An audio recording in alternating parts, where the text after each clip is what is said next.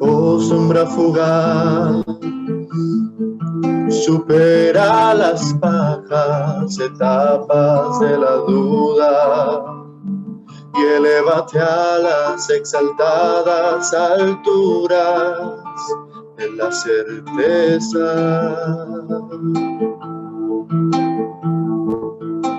Oh sombra fugaz, supera las bajas etapas de la duda y elévate a las exaltadas alturas de la certeza. Abre el ojo de la verdad para que veas la belleza manifiesta y exclame: abre el ojo de la verdad para que veas la belleza manifiesta y exclame: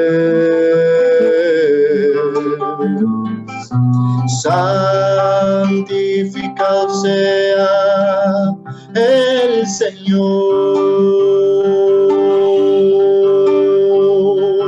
el más excelente de todos los creadores. Santificado sea el Señor,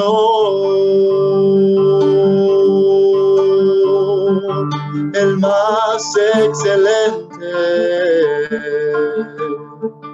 de todos los creadores.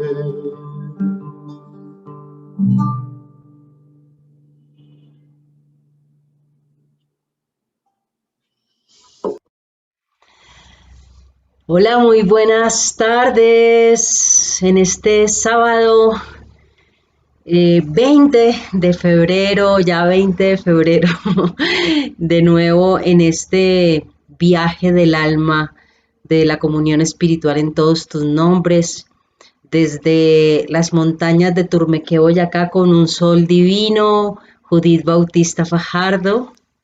Y desde la ciudad de Barranquilla, con un clima bastante fresco el día de hoy, Andrés Salí Gómez. Y bueno, felices de estar aquí de nuevo con ustedes en este viaje del alma, la tercera temporada del viaje del alma. De nuevo, un recorderis para quienes nos sintonizan, nos encuentran por primera vez. La comunión en todos tus nombres es un espacio de intercomunión espiritual, un espacio interreligioso, abierto y de diálogo. Desde una perspectiva omnista nos encontramos con diversas tradiciones religiosas, las acopiamos, las estudiamos y ofrecemos estos espacios de reflexión para todas, todos y todes los viajeros y las viajeras del alma que quieren nutrir su camino, y muy especialmente en estos años tan exigentes de cuarentena, de pandemia, de pruebas que hemos vivido como humanidad.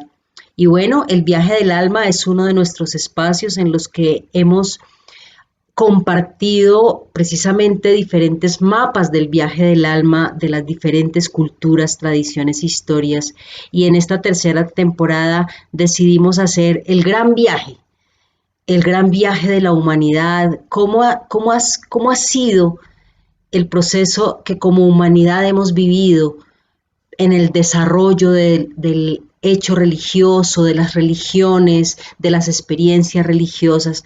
Hace 8 días comenzamos con el origen del sentimiento, del instinto, de las primeras muestras de experiencia religiosa que manifestaron las comunidades primitivas de seres humanos.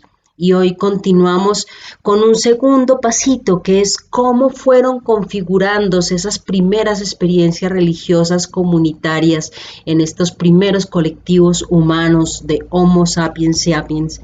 Y bueno, pues bienvenidas y bienvenidos en esta segunda emisión de Érase una vez.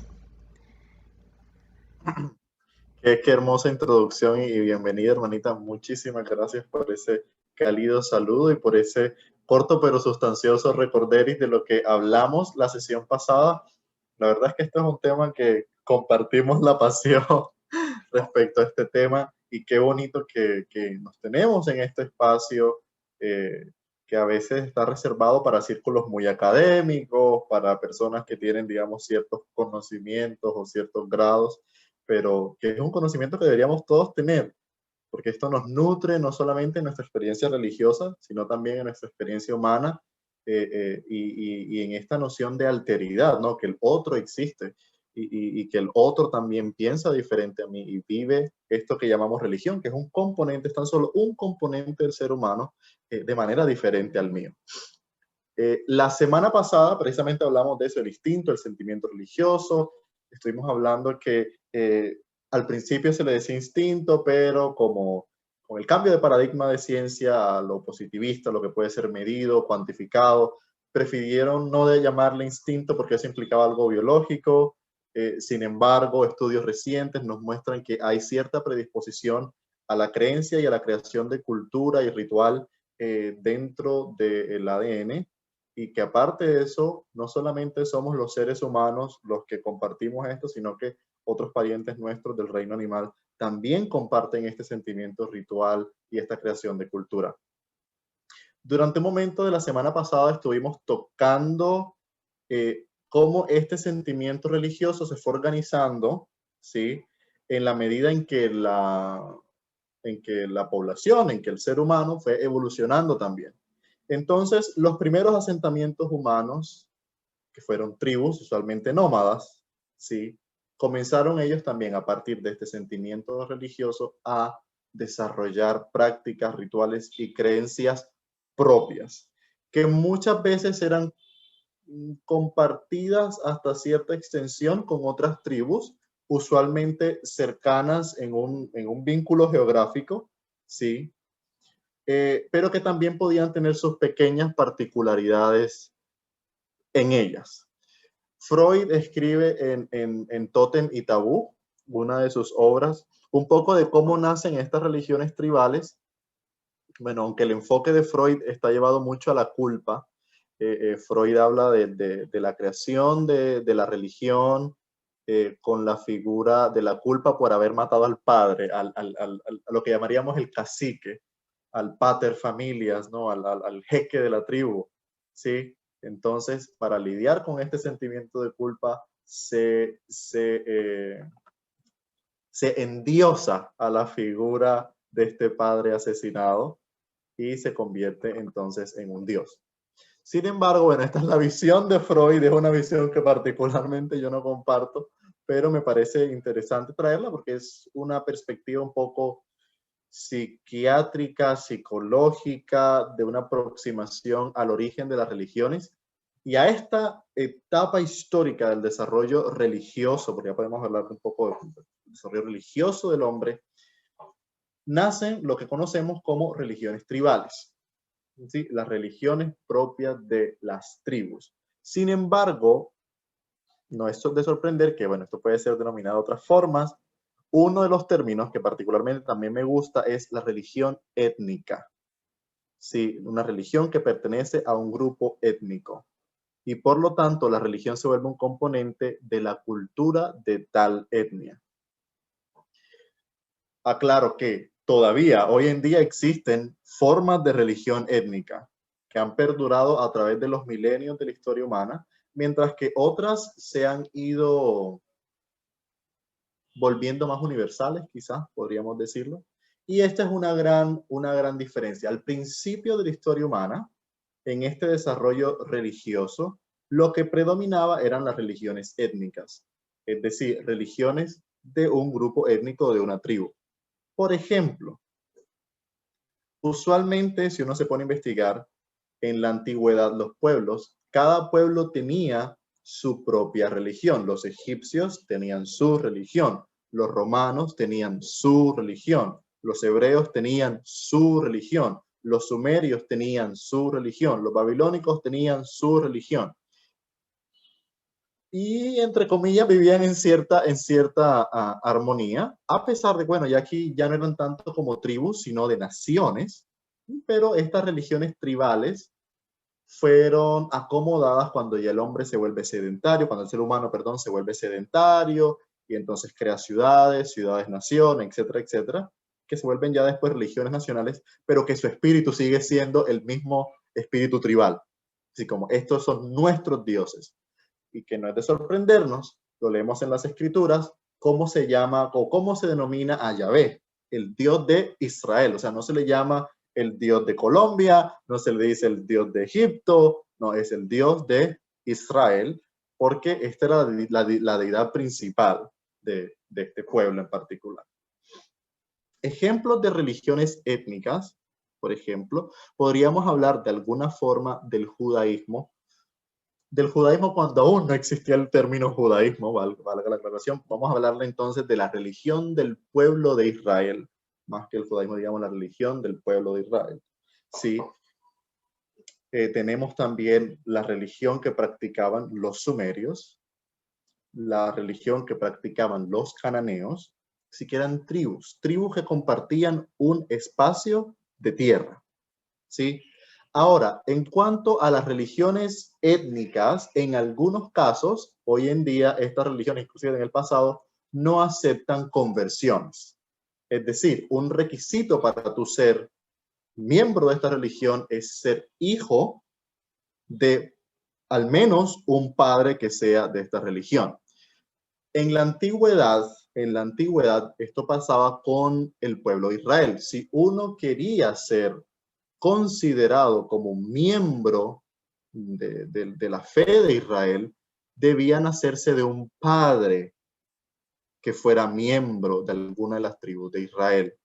Sin embargo, hoy en día, cuando ya está constituido el judaísmo, hoy en día cambió la cosa, ya no es el papá, es la mamá, tiene que ser judía, si no, tú no eres considerado judío. Los yazidíes, que son una religión que viene de las familias de religiones iránicas, que hoy en día son un grupo bastante marginado por grupos terroristas en Medio Oriente, particularmente en Irak y Kurdistán, lo que se conoce como Kurdistán, los yazidíes, son un tipo de religión étnica que no acepta conversiones. Es decir, si tú quieres ser yazidí, tienes que nacer de papá y mamá yazidíes. Y no se puede convertir una persona. El hinduismo ortodoxo, no acepta conversiones para uno entonces poder practicar esta religión, más bien de una forma más ortodoxa, tiene que haber nacido de padre y madre hindú. Esto es un poquito de cómo van naciendo estas religiones. Tienen entonces, comenzaron primero como un instinto chamánico, así como el origen chamánico, entonces todo tiene, animista, todo tiene un espíritu. Entonces el trueno, un espíritu, el volcán tiene un espíritu y hay un Dios que rige todos estos eventos naturales. Luego estos grupos comienzan a tener prácticas agrícolas, de pastoreo, y sus dioses van transformándose a dioses que rigen estas actividades pastoriles o agrarias que ellos comienzan a practicar. Y hacen pactos con estos dioses. Ok, tú vas a ser mi Dios, yo te ofrezco este sacrificio y tú me das un buen año agrícola. O cuando comenzaron a enfrentarse con otras tribus, entonces nacen los dioses de guerra. ¿Sí? Esto hace parte de la historia. Yahvé al principio era un dios de guerra, era el dios de la guerra a quien los judíos, bueno, los judíos no existían entonces, los israelitas acudían para sus batallas. Por eso es que uno de los epítetos de Yahvé es Señor de los ejércitos, porque era un dios de la guerra. Y así entonces estos pueblos van adquiriendo varios dioses. Por eso es muy raro ver una religión étnica que tenga tintes monoteístas. Lo máximo que pueden tener son tintes monolátricos o enoteístas, es decir, aceptan la existencia de otros dioses, de un panteón, donde hay un dios principal al cual ellos rinden culto. Y el ejemplo perfecto de esta muestra es el pueblo de Israel. Pero me voy a quedar callado porque estoy hablando mucho y ya me estoy emocionando. Entonces les doy el ejemplo después que Judith intervenga. No, me encanta porque sí, se emociona uno recordando, haciendo relaciones. A mí me encanta este paso que has ido dando, ¿no? Cómo se fue configurando la experiencia religiosa. Yo quisiera como devolverme como para mostrar y evidenciar ese camino tan bonito de la humanidad. Porque el sentimiento religioso, si bien era compartido, pues es una cosa muy íntima, ¿no? Muy personal, que cada persona fue viviendo y cada grupo también fue compartiendo. Pero cuando ya hablamos de religión, implica que hay un acuerdo. Nos ponemos de acuerdo en que más o menos creemos en las mismas cosas y en que hacemos los mismos rituales. O sea, ya cuando se empieza a vivir una religión, implica que ese sentimiento religioso ya empieza a ser dialogado, ya empieza a ser compartido. Hay cosas comunes, ya todos sabemos que levantar la mano es sagrado, es algo así, como que nos ponemos de acuerdo en que hay ciertas cosas que nos recuerdan eso en lo que creemos. Y eh, eso hizo que empezaron a ver pues estas religiones, lo que tú llamaste étnicas, locales, religiones del grupo, de la tribu que se empezó a poner de acuerdo. Pero qué bonito esto, como lo fuiste mostrando, cómo va creciendo, ¿no? De estas pequeñas religiones locales compartidas por grupos de, no sé, 30, 50, más o menos miembros, porque había grupos muy pequeños, y poco a poco también estas religiones que fueron creciendo, que ya no fueron solamente locales o étnicas, sino que se convirtieron en, en regionales y posteriormente religiones nacionales, que como tú decías, muchas de ellas, digamos, el tinte general era este del politeísmo. Y una cosa que me gusta que también lo hemos conversado tú y yo y lo escuché de ti alguna vez, es esto de que en la época en que se vivían estas religiones, era una época tan normal que es casi que la gente se podía preguntar, no solamente tú cómo te llamas y de dónde vienes, sino, oye, ¿y cuál es tu Dios? Era tan normal que el otro que viniera tuviera otro Dios, otra creencia, y no había problema con eso, no había problema con la diferencia. Seguramente vamos a llegar al momento en qué nos pasó que ahora el que viene y resulta que es de otra religión, ya yo me pongo a la defensiva porque no, yo soy de tal religión y entonces yo no creo en esto y tú vienes de una secta porque ahora todos son sectas, como que cualquier cosa que es distinta a lo que yo creo resulta ser una secta. Y después si nos vamos a la sociología de las religiones nos vamos a dar cuenta que esto va mucho más allá, ¿no? Pero esto me encanta, como una sensación, y estoy recordando algo también en lo que hablamos lo que hablamos la vez pasada y que me gustaría retomarlo, es la experiencia de estas primeras comunidades que era esa normalidad de los dioses distintos, que incluso había celebraciones donde podían estar celebrando a varios dioses diferentes y no había problema, porque no estoy luchando para que tú creas en mi Dios o tú no estás luchando para que yo crea en tu Dios, simplemente, vienes de otro lugar, crees en otro Dios. Me gustaría como resaltar esa capacidad dialogal que había en esta época antes de que las religiones nacionales empezaran a tomar furor y a convertirse en lo que tú decías, religiones de guerra, ¿no? Correcto. Sí. E inclusive ya habiendo religiones instauradas como religiones nacionales, eh, seguía habiendo cierta apertura en cuanto a celebrar inclusive dioses que no eran de ellos. Se me vienen dos ejemplos ahorita a la cabeza respecto a esta actitud devocional bastante abierta. Los romanos. Los romanos, ¿qué hicieron? Adoptaron el panteón griego a sus dioses. Entonces, Júpiter es lo que tú llamas Zeus. Ok, y Venus para nosotros es tu Afrodita y la Isis de Roma, de Egipto. Por eso los romanos tenían templo a Isis. Ojo, no a Venus, a Isis, con el nombre Isis. Porque ellos veían, hombre, es que es la misma cosa, pero con otro nombre. Pero al final estamos adorando lo mismo. Sí, entonces lo que en el culto romano se llamaban los dei conscientes, los dioses conscientes, que también eran 12, igual a los olímpicos. ¿Sí? Y ellos no tenían problema en agregar dioses a su panteón.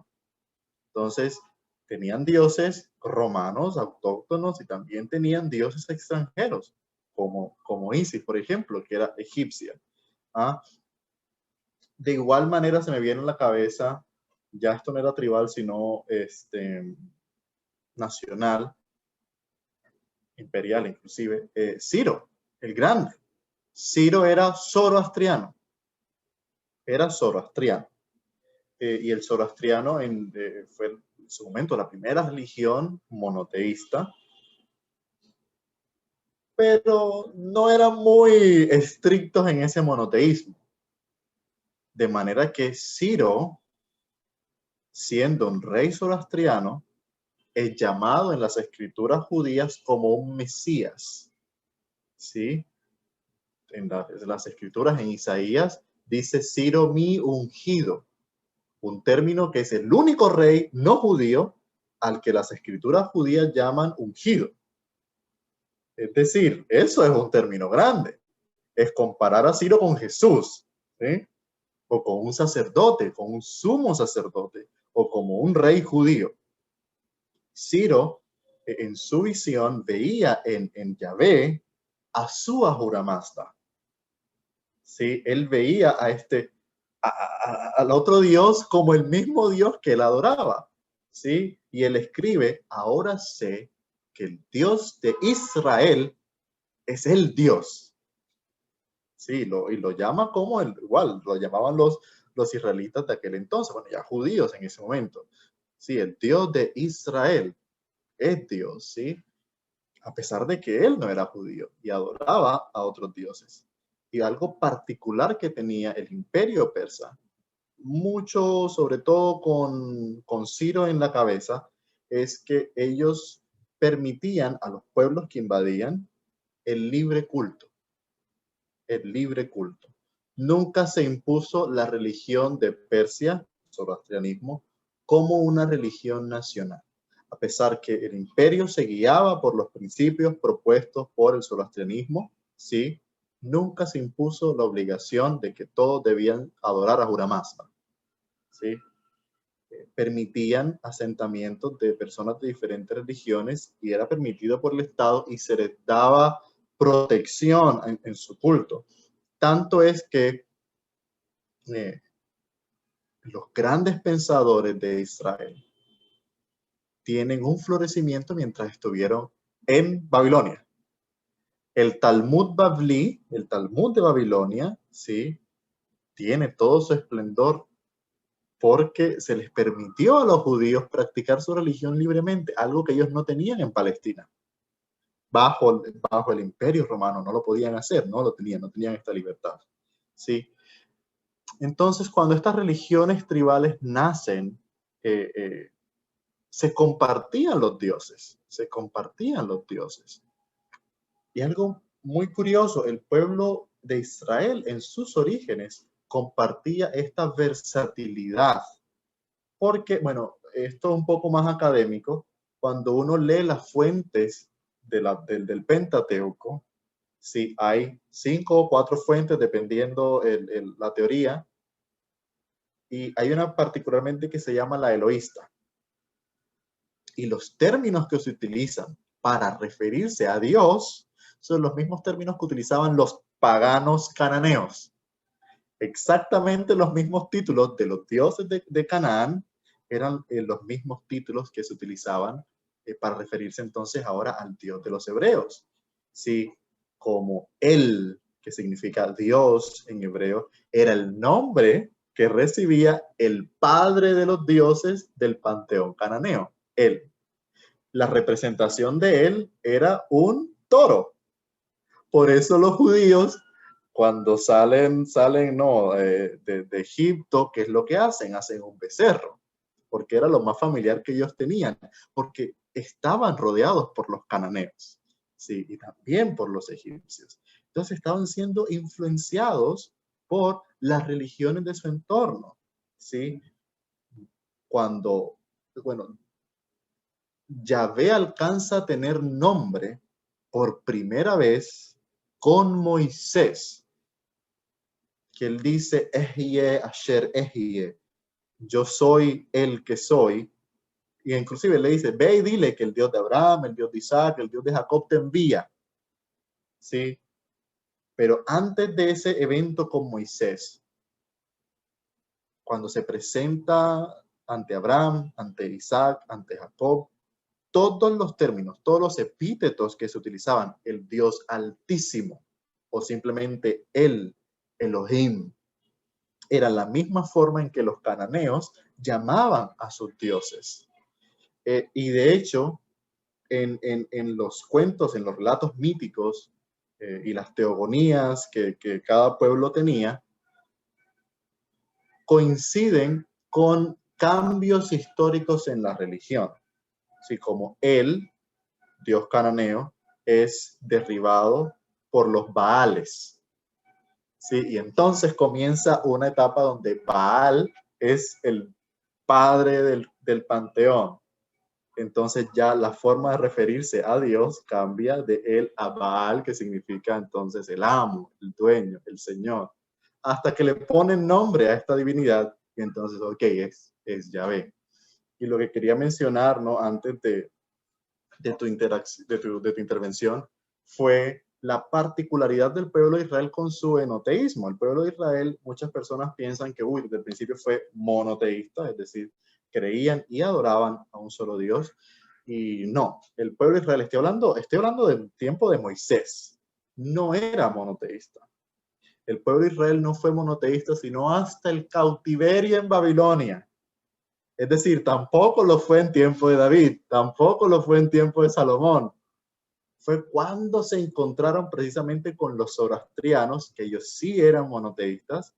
Y bueno, y eso en otra entrega vamos a hablar de cómo fue esa transición de enoteísmo a monoteísmo absoluto del pueblo de Israel. Pero el pueblo de Israel en sus orígenes era enoteísta o un pueblo que practicaba lo que se conoce como la monolatría.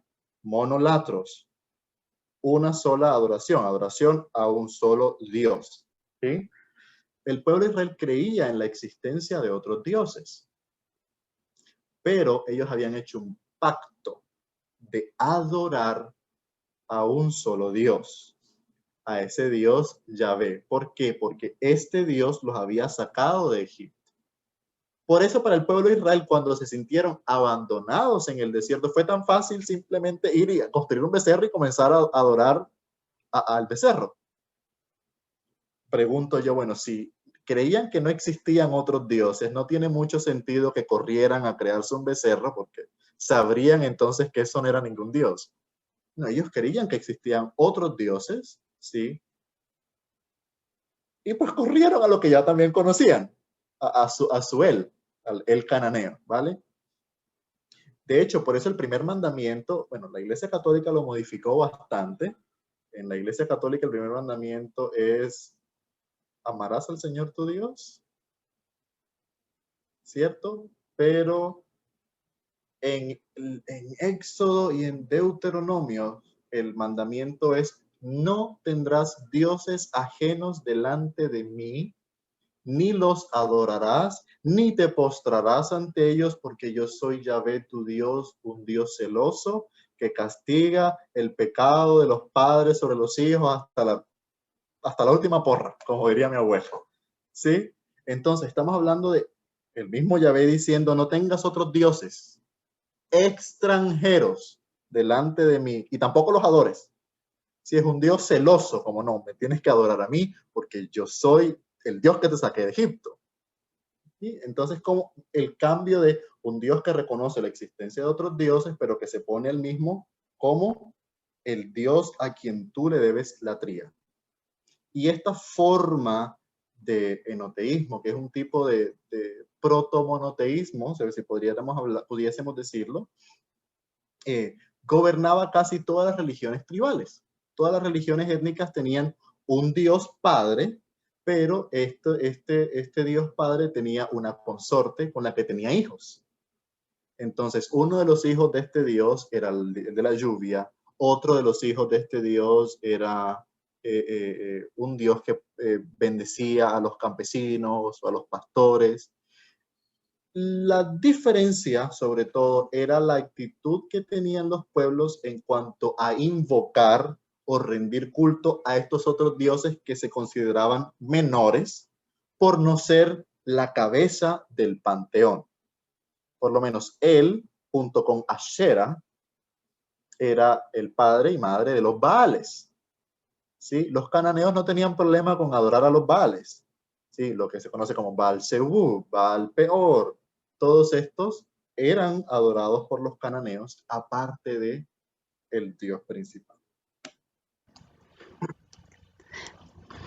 Yo quisiera recordar también algo muy característico de estos primeros momentos de religiones tribales, religiones étnicas, y es que en estos primeros momentos, como bien lo decía Lee, había un balance muy equilibrado entre dioses y diosas. De hecho, algunas líderes de panteones eran mujeres. Se sabe que en Creta, por ejemplo, existía la adoración a la diosa, y la diosa tenía su consorte, y su consorte, volvemos con lo mismo, tenía la imagen de un toro. Al consorte de la diosa se le representaba como un toro, y a ella se le representaba como la jinete, pero no en el sentido de que ella fuera a dominar al toro, sino al contrario, que se sostenían mutuamente, que él como varón, como toro, sostenía y apoyaba ese liderazgo femenino. Y esto, ¿qué hacía? Esto hacía que esas sociedades reprodujeran esa igualdad. Es decir, eran sociedades, muchas de ellas, en las que si bien había diferencia de roles entre lo masculino y lo femenino, no eran diferencias de que ni el masculino ni el femenino fuera más importante que el otro. Estas eran lo que hoy en día se conocen o se han nombrado como sociedades matriciales, que son sociedades o eran sociedades donde perfectamente había hombres sacerdotes, mujeres sacerdotisas que compartían la acción sacerdotal, que compartían el servicio, e igualmente también había mujeres reinas. De hecho, se ha encontrado que en el primitivo Egipto hubo faraonas mujeres, que después de investigar las tumbas se dieron cuenta de que no era un esqueleto masculino el que estaba ahí, porque lo primero que se piensa es que no había un faraón, pero resulta que no, que excavando bien se encontraron varias tumbas de faraonas en el antiguo Egipto, por ejemplo. Nos han vendido la idea de que siempre era un hombre el que estaba por encima, y resulta que en estas primeras religiones locales era muy frecuente encontrar diosas mujeres y mujeres ejerciendo roles sacerdotales. Y me parece que esto es importante tenerlo en mente para cuando empecemos a ver el desarrollo de las religiones más de corte monoteísta, que algunas de ellas fueron recortando este abanico de igualdad. Correcto, es completamente cierto. Y si nos damos cuenta en los panteones, ¿no? Panteón, todos los dioses, eran hombres y mujeres, eran hombres y mujeres en cuanto a lo que respecta al cuerpo, ¿sí? Porque también podríamos hablar de hombres, de dioses hombres haciéndose pasar por mujeres para estar con hombres, y bueno, ya eso es todo un mundo también por saltar. Eh, pero sí, al principio de este, y gracias por sacarlo a relucir aquí, hermanita, porque cuando damos el salto a las religiones monoteístas, nos damos cuenta de actitudes más violentas y de corte machista. Si las religiones monoteístas comenzaron mmm, a modelar la sociedad desde ese machismo y desde la poca tolerancia a la diferencia, porque bueno, si yo creo que existe un solo Dios, entonces aquí el falso no es el mío, es el tuyo. Sí, entonces comenzamos actitudes más violentas. Y precisamente el Dios se volvió hombre, ¿sí? Porque las sociedades eran machistas y ese machismo se veía reflejado en los conceptos que atribuían a la divinidad. Pero al principio, cuando las religiones tenían muchos dioses y diosas, había un balance entre la vida ritual activa de hombres y mujeres. Y aquí algo que saco a relucir era el papel de las sacerdotisas en Canaán y en la religión egipcia, que luego el judaísmo comenzaría a atacar en contra de eso. Inclusive no desde el judaísmo, desde cuando apenas era la religión del pueblo de Israel, ¿cierto? Estamos hablando de las kachá, de mujeres que llevaban a cabo rituales de fertilidad, que era importante que estuvieran las dos figuras, ¿no? La figura del hombre representando el cielo, la figura de la mujer representando la tierra fértil, y todo este ritual donde estaban estas dos partes de un mismo todo, que no podía haber ritual si no estaban los dos, si no estaban los dos juntos. No era que el sacerdote fuese más importante que la sacerdotisa, tenían que estar los dos juntos para hacer estos rituales. La figura preponderante que tenía la diosa madre en la vida ritual, tanto de hombres como de mujeres. ¿Sí? Esta misma diosa que estuvo en los albores del nacimiento, ¿no? De la religión del pueblo de Israel como Ashera, porque sí, Yahvé tenía una consorte, y esto lo han probado excavaciones que se han dado recientemente en Palestina y en Israel. Se han encontrado monumentos a Yahvé y también a su acera, a su consorte, que luego con la reforma del rey Josías simplemente se olvidó la Shera y quedó solamente Yahvé. Entonces estamos hablando que aún para el exilio teníamos una diosa madre junto con Yahvé. Entonces, ¿cómo esta evolución? Podríamos entonces decir que en estas religiones étnicas, en estas religiones eh, primitivas, más tribales, más de grupos, la, la vida devocional era más equitativa, donde el hombre y la mujer ocupaban el mismo puesto, eran iguales en todo, ¿sí? En cuanto a la vida ritual, en cuanto a la vida ritual. Y el acceso al sacerdocio, que el sacerdocio siempre ha sido una forma de poder, ¿sí? En la antigüedad el sacerdocio era aún más una forma de poder. Entonces, estamos hablando de sociedades matriarcales, como nos hablabas ahorita, donde la mujer era consultada por su sabiduría, ¿sí? Lo que más adelante se volvieron las brujas, que no eran más que sacerdotisas de religiones que estaban más conectadas con la tierra. Estas mujeres que eran sabias, y de allí nace el término witch en inglés, viene de algo más antiguo que es la witse, que significa mujer sabia. Era una mujer sabia, porque estaba en contacto con la naturaleza, porque presidía, sí, grupos. Es bueno tener esto en cuenta para que notemos o para que prestemos atención al cambio que viene luego con el nacimiento de las religiones monoteístas y toda la resignificación que se le da. Y como último aporte, quisiera decir que este paso que damos hacia las religiones monoteístas, y una característica que tienen las religiones monoteístas es que eran religiones universales. Eran religiones universales. Religiones que tenían una mirada hacia la unificación del todo. Sí, donde entonces ya no había muchos dioses, sino que había un solo Dios que quería que toda la humanidad le rindiera culto a este único Dios. Entonces, mientras que con las religiones étnicas o tribales, realmente no importaba qué Dios tú adorabas. Si tú venías a mi tierra, yo cumplía las leyes del huésped, claro, que tenía que entonces darte morada y proveerte de seguridad y de comida, que era una ley que si se incumplía, sabías que los dioses te iban a maldecir por haber incumplido esa ley de ser hospitalario. Y entonces, eso era lo peor que podías hacer. No adorar a otro dios, sino ofender al huésped que llegaba a tu casa o a tu ciudad. Bueno, me encanta este cierre porque precisamente estaba pensando, bueno, ¿cuáles son esos valores?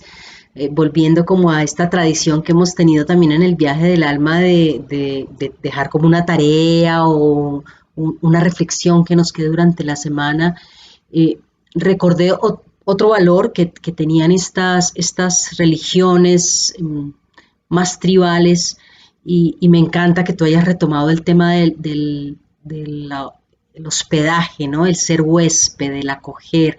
Eh, Era uno de los valores y otro valor es que eran religiones muy ligadas a la tierra, muy ligadas al cuidado de la tierra, los ciclos de la luna, los ciclos naturales.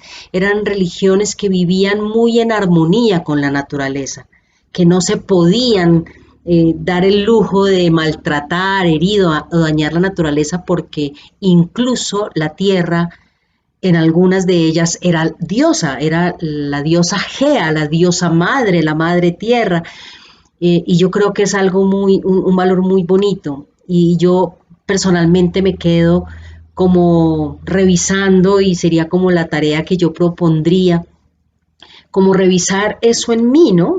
Si este es un viaje que hemos hecho todos los seres humanos por ser parte de la humanidad, a mí, ¿cómo está esa relación mía con la naturaleza? Yo estoy conociendo y respetando los ritmos de la naturaleza y también qué tan abierta estoy. ¿Cómo sería para mí eso de encontrarme con cualquier persona y preguntarle con toda tranquilidad, oye, ¿tú en qué Dios crees? Y poderla acoger con toda la amabilidad y brindarle hospedaje, ser acogedora con alguien que cree algo muy distinto de lo que yo creo, pero respetar que viene de otro lugar y que tiene todo el derecho de creer en otra cosa, sería como las tareas que yo me dejo, como reflexionar un poquito en eso. Correcto, así es. Qué bonito sería eso, ¿no? Hemos heredado ese dicho de que ni de religión, ni de política, ni de fútbol se habla, porque usualmente tenemos actitudes belicosas con aquellos que son diferentes. Pero proponernos aprender también de lo que el otro cree sería una actitud bastante interesante. Y respecto a lo de la tierra y la conexión de la tierra, tenemos a nuestros indígenas.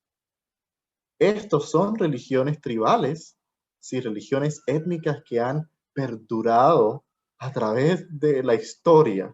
Y las tenemos aquí, particularmente Colombia, que tenemos tantas comunidades indígenas a lo largo y ancho del país.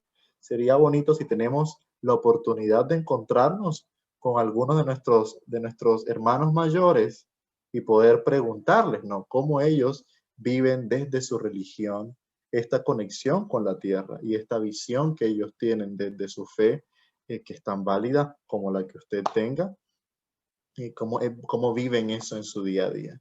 Entonces ahí tenemos tareita pendiente, aparte de nuestras actividades en la semana.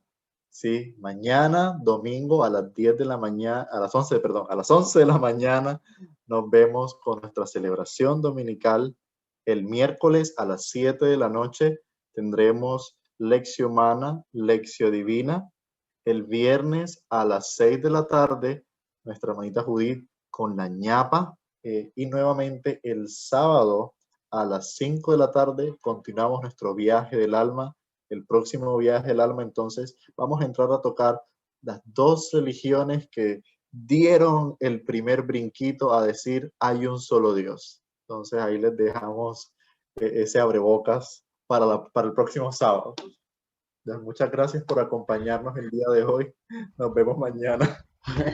Chao, gracias.